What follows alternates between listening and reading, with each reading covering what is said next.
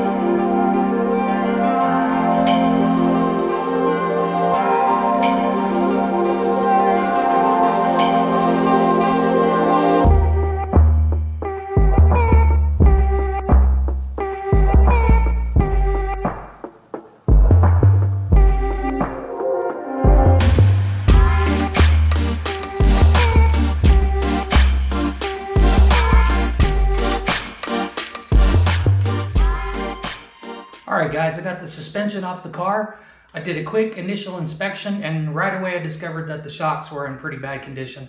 You can compress them down and they don't return. The backs were in probably the worst condition. Now this suspension's been on the car for quite some time. I've done some drifting and a few track days, so it was due for a change. It's nice to know that when I put the new suspension on, I'll have better feedback from the chassis and hopefully some lower lap times. So the next thing I'm going to do is get a measurement overall of this existing suspension at the ride height that it was, and that'll give me something to go by whenever I put the new stuff on. Alright, let's move into the next phase of the installation. As per Annex's recommendation, what I have done, I have removed the springs from the coilover and mounted the coilover into the car. I will mount the hub and the brake rotor assembly, and then I will mount the wheel back on the car. I'll take a jack on the lower control arm and lift up until I can see exactly when the bump stop is engaged. I'll take measurements from the fender to make sure that, the tire isn't going to go crashing up into the body. So I'll adjust this by threading the actual shock itself into the shock body housing. I'll find where the bump stop engages, set that up as a measurement, and then whenever I want to do my ride height adjustment, I'll use the spring and the collar here, and that'll allow me to raise or lift the car. So this is going to maximize the shock's travel and keep the stroke within range where I want it to be. So let's go ahead and I'll get the rotor and everything mounted, and I'll go ahead and check those measurements. So the fronts are on and ready for ride height adjustment. One thing I forgot to cover earlier is that the Annex ClubSpec Pros do come with new roll center adjusters and the hardware. However, they do not come with a new spindle nut, so make sure you save your old one off of your other coilovers so that you can install it on the new set. Let's move to the back. Okay, so here is my bump stop engagement point on the back. You can see that the tire is very close to the fender well. This is the maximum amount of compression I want before it engages the bump stops. Keeps the tire from hitting the car. I'm going to go ahead and pull this tire off and show you what we're working with. Alright, here's the setup procedure for the rear. As you can see, I've got the springs removed. I've got the shock in maximum compression with the bump stop just engaging the body.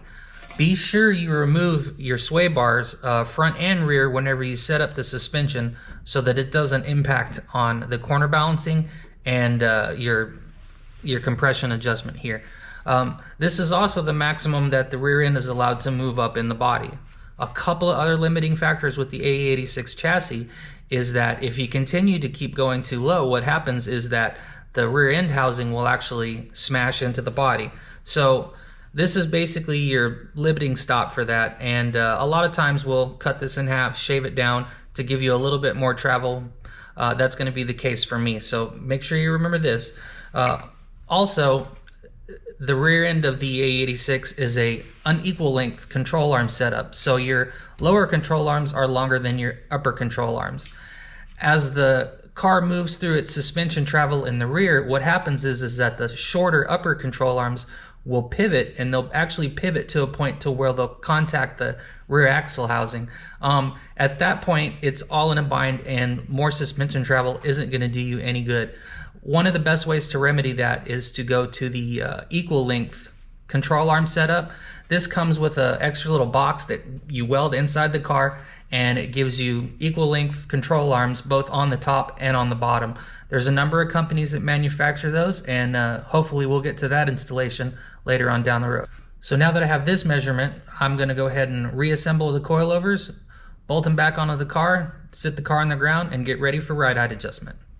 Install's finished, car's on the ground. All of those measurements I took beforehand really saved me time.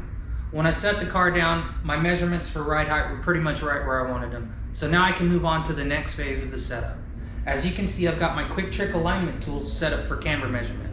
I made an adjustment and I got my camber at about 2.7 degrees negative. That's pretty much where I like to start. A common question that I get a lot of the time is, hey Josh, how can I get all the cambers? My best answer for that is the same way that the aliens did. With a probe. This is a tire pyrometer. This takes a temperature reading just underneath the surface of the tire.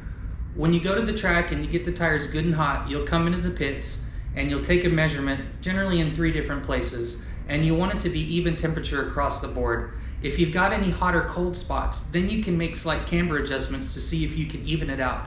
This is probably the most accurate way to see what kind of camber your car likes.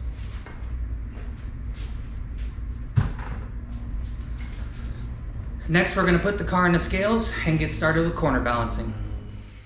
So I've got the car in the scales and I finished with the corner balancing. Corner balancing is another step in chassis preparation that can lead to a well-balanced, predictable race car. I've got some stuff written on the whiteboard and we're going to go over there and take a look so that I can try to better explain corner balancing and why is it important for you to do. Transition. Right, here we are. Corner weights and corner balancing. Each of these 4 numbers represents the static weight at each corner of the car. So what we're trying to do is, if you draw this in a triangle here and another here, is to balance out these 2 numbers. And why that's important is you want a car that's going to react the same whether you're turning left or turning right. If your cross weights and your corner balance is really off, what you'll get is a car that could possibly understeer while turning right, but then oversteer while turning left. So you want to try to bring those numbers as close together so that you can get the best possible balance. As you can see, I'm quite a bit heavier here on the driver's side. What you're trying to go for is a 50-50 left to right. I was able to get to 52.8. That's pretty good for an 80s shitbox, and you know, I'm fairly happy with those numbers. Now, in order to change these numbers, these weights on each of the corners, you can either add ballast, and for me, for example, on my right rear is where the battery is mounted so that I could try to take some of the weight off of the left front. But other than that, you actually use the coilovers.